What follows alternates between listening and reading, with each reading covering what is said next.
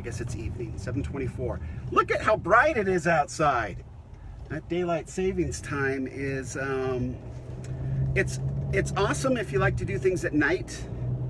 I used to love daylight savings time, and then when we had our, just a radar detector. When we had our children, I got to like daylight savings time less and less. Trying to put a child to bed when it's still light outside is unbelievably cruel. So anyway, so daylight savings time's not my favorite, but I do like driving home, you know, when there's still a little light outside. So it's good to be with you. There's a lot of folks that have been asking me why I haven't been going live as much, and that's a fair question. We're doing some automations and some things at work. Hey Lance, how's it going, bud? We are doing some stuff, building out some systems for automations and things, and that's been quite intense.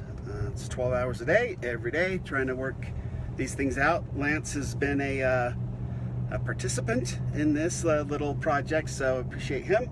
But things are coming along and going well. And then when I'm in the car, where I've done these lives a lot, I have been listening to some other stuff that it's just got my brain on fire, and I can't get enough of it. So going live seems silly. So I've been listening to, we have this thing in our religion called General Conference, and we have the ability to go back into 1973 and start, and so I've been listening to all of them, and I've gone from 73, I'm up into October of 78 right now, and I'm just completely enthralled. It's like unbelievably good stuff, and literally I'm learning so much, and my head is exploding, and I just love it so much that going live and boring you people seems to be quite cruel. So anyway, but I had a really cool experience happen to me, and I wanted to share it. It was with my wife. My wife is what most people would call, well, smoking hot, but I mean beyond that. She's super smart, super funny. She's amazing. She's unbelievably brilliant. She's just fantastic. She's a little sick today, so that's too bad. But anyway, but she is an unbelievable, what most people would say is a graphic artist. She calls herself a digital artist, what I think is really awesome. That's a great way to put it, because she can create things that are out of this world, and she has been creating some things. She's been doing a book for just over a year, and it turned out, I can't believe the stuff that she put out for this book, but she just puts her whole heart and soul into a project like that, and it's just incredible. And I've always admired her because of how much she's willing to put forth. And so when she finished this book, I selfishly said, hey honey, I want you to start doing some stuff for me. And I've been trying to let her just do her book, but selfishly I want her to work on our stuff, because it's just so amazing and so far better than stuff I can get out from, you know, the Fiverr and whatever that pickle place is called and whatever.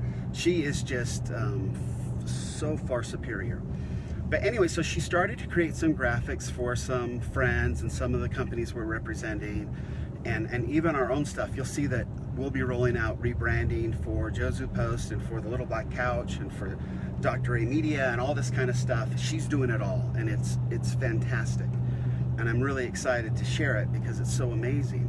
But but some of the stuff that she puts out, I get a little concerned, because she works so hard on it, and then instead of like giving you like 1 or 2 options, you get like, you know, 8 to 12 different options, and all of them are like so good that you feel bad only choosing one. And so she's gotten into this thing, and a lot of online folks right now are talking about how they, you know, over deliver this and over deliver that, and I don't necessarily like the word, but I didn't really know why. It just seems a little disingenuous. Like, how can you over deliver, right? If you're willing to give more, then why wouldn't you just give more? So how can you over deliver? Well, I was talking to my wife the other night, and she had done a project for clients, and again, it was like so overwhelming that the client couldn't decide. And I said, honey, you are doing too much. you are, and I tried to use the word, you are literally over delivering. It's too much. And she said to me, how can I be over delivering when I'm just trying to do my best? And I was like, whew. She has no idea the wisdom in that statement. So we as business owners and entrepreneurs and all that, I think it's disingenuous for us to say we are over delivering. Never ever put yourself in a position where you are saying to your clients, we're over delivering.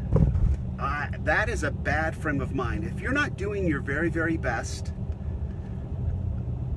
how can your very best be over delivering? And I loved that. What an amazing, powerful statement. It just completely shut me up. It literally shut the world up from this idea that you can come out and promote your stuff as over-delivering. It can't be. Now, over-delivering, I think, can be used by, let's say she gives her stuff to a client, and the client's looking at this going, this is too much. My word. You know, she did way too much. This is far more than I would have expected for what she's charging me. Okay, it's okay for the client to say, Carol over delivers. Okay, it's okay for me as the person who's in receiving her stuff to go, honey, you've over delivered. It's too much, right? Whoa, it's too much. But please, I loved the distinction. How can your best ever be over delivering? It can't be. Now, if your clients and customers want to get out and tell everybody else far and wide that you are somebody who over delivers, that you always give more than you think, than the customer's expecting, I think that's fantastic. But I do not believe that individuals or business owners or people should be talking about over delivering. I think it's a cop-out. I think it's an excuse. I think it's a way for us to feel better about ourselves when we're giving less than our best. And so that's what the title of this was, and I hope that helps. So definitely let people tell you that you're over delivering by doing your best, but never say you are over delivering. Just do your best. And I think that's a great way to live, and I think that's a great way to own a business, and I think that that's a very important lesson for entrepreneurs. So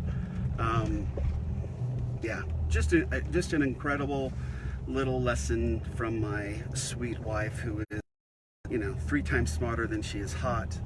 She is so hot. But anyway, thank you all. We will talk to you very soon. Until next time, do good and be well. See ya.